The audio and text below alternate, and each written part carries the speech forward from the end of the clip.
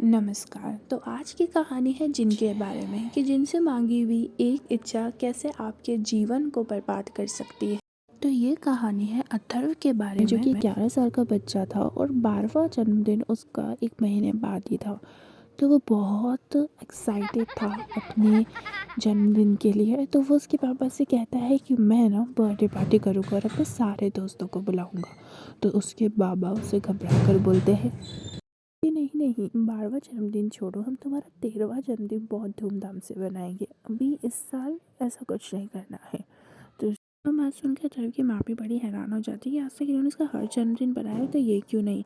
और जब अथर्व के जन्मदिन में 2 से 3 दिन बचते तो अथर्व के पापा बड़े बेचैन रहने लगते हैं। ना वो अच्छे से कुछ खा रहे थे, ना पी रहे थे, ना काम पर जा रहे थे, ना अथर्व और उसकी माँ से अच्छे से बात कर रहे थे। वह अथर्व को बुलाते हैं और कहते हैं कि मैंने एक पूजा का आयोजित किया है जिसमें हम सबको बैठना है लगातार 3 से 4 दिन, तुम्हारे जन्मदिन से पहले, तुम्हारे जन्मदिन के बाद तक। पंडित जी आज रात को ही आने वाले हैं और उस पूजा का प्रारंभ कल से हो जाएगा। तुम्हारे जन्मदिन के एक दिन बाद तक सफलतापूर्वक, जब तक वो पूजा नहीं हो जाती, इस घर के ना बाहर कोई जाएगा ना अंदर कोई आएगा। तो उसकी माँ और अतर सोचते हैं कि ठीक है, चलो जो हो रहा है वो होने देते हैं, इस बार बाबा की मर्जी मान लेते हैं।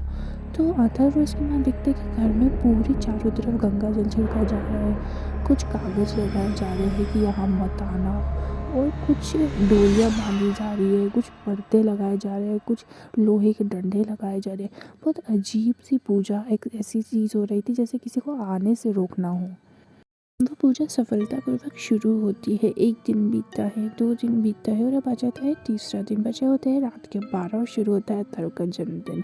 अथर्व बड़ा ही शौक में होता है कि इस बार उसके पिताजी उसके लिए केक तक नहीं लाए, परंतु वह सोचता है कि शायद हम सब बिजी है इस पूजा के चलते, तो इसलिए ऐसा होगा, तो वह इतना ध्यान नहीं देता। पर उसे उसके पिताजी के चेहरे पर बहुत बेचैनी नज़र आ रही होती है। पूजा चलती है, सब सही चल रहा होता है। 3 बजे एकदम से गेट खटकता है। तो अथर्व बोलता है, बाबा क्या मैं जाकर गेट खोलूँ? तो उसके बाबा घबरा कर बोलते हैं, हिम्मत भी मत करना, तुम ये गेट नहीं खोलोगे, ये गेट अब कोई नहीं खोलेगा। कल तक ये गेट को कोई हाथ नहीं लगाएगा, कोई अंदर नहीं आएगा और कोई बाहर नहीं जाएगा। तो अतः बहुत सहम के अपनी मम्मा से पूछता है कि बाबा को क्या हो गया, ये इतना अजीब क्यों व्यवहार कर रहे हैं, 3 दिन से ऐसे क्यों कर रहे हैं जैसे पता नहीं कुछ होने वाला हो, कुछ बुरा होने वाला हो।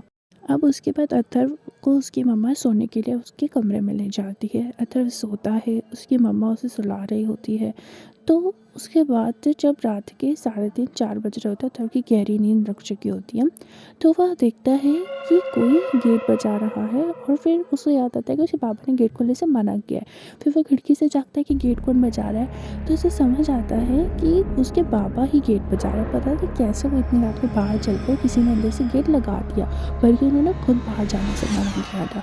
तो अथर्व दौड़ के जाता है पीछे वाले गेट से और गेट खोलता है, पर पीछे वाले गेट से जैसे ही जाता है उसे एक बड़ी सी परछाई नज़र आती है जो उसका हाथ पकड़कर उसे घने अंधेरे में ले जाती है। और उसके बाद अथर्व का कोई अता पता नहीं था। उसके बाद जब अथर्व की माँ आती है जो कि नीचे पूजा करने गई थी, तो वह देखती है कि अथर्व गायब है। वही देखकर बहुत घबरा जाती है, क्योंकि अथर्व के पिता ने मना किया था कि अथर्व को कहीं नहीं जाना। पूरे घर में ढूंढती है पर अथर्व उन्हें कहीं नज़र नहीं आता है। वो हाफती हुई अथर्व के पापा के पास जाती है जो कि पूजा में बैठे थे, और बताती है कि अथर्व गायब हो चुका है। ये सुनकर उसके पापा बहुत घबरा जाते हैं और पंडित जी भी बहुत घबरा जाते हैं। वो सब साथ में अथर्व को इधर उधर ढूंढने लगते हैं पर उन्हें कोई नज़र नहीं आता है। अब उन्हें वो मजबूर थे और उन्हें वह सीमा पार करनी पड़ती है जो उन्होंने खुद बनाई थी। सब लोग बाहर ढूंढने निकलते हैं पर उन्हें कोई नज़र नहीं आता है। और फिर जब अथर्व की माँ, अथर्व के पिताजी और पंडित जी साथ में हार कर जब उस घर के गेट के पास आते हैं, और तीनों के मन में बहुत हताशा होती है क्योंकि उन्हें पता है कि अथर्व उन्हें नहीं मिला है। तो उसकी माँ उनसे चिल्ला कर पूछती कि कहाँ गया अथर्व, बताइए आप किस चीज़ से डर रहे थे, किस चीज़ ने आपको खा रखा था इतने दिन से, आप किस चीज़ से सहमे हुए थे, अथर्व कहाँ गया।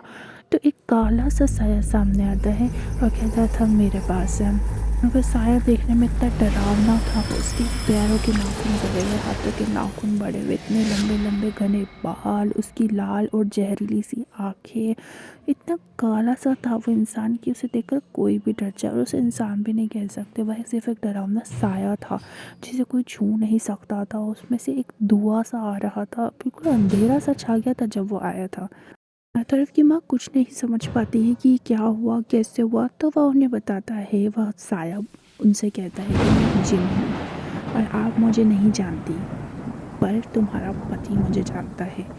इसने मेरे से जब ये जवान हुआ करता था तो मुझसे एक डील करी थी कि जब इसका बच्चा होगा तो ये मुझे देगा। बदले में इसने मुझसे इसकी लत छुड़वाई थी, दारू की, तंबाकू की, सट्टे की, और मैंने इसकी मदद करी।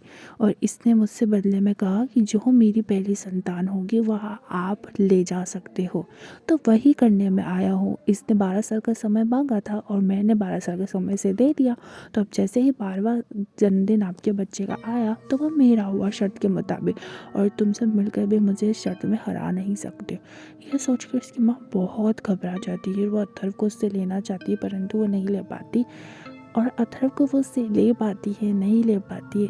उस पूरी कहानी के लिए पार्ट 2 में जाएं, जो कि इसी चैनल पर उपस्थित है। Thanks for the video and subscribe for more such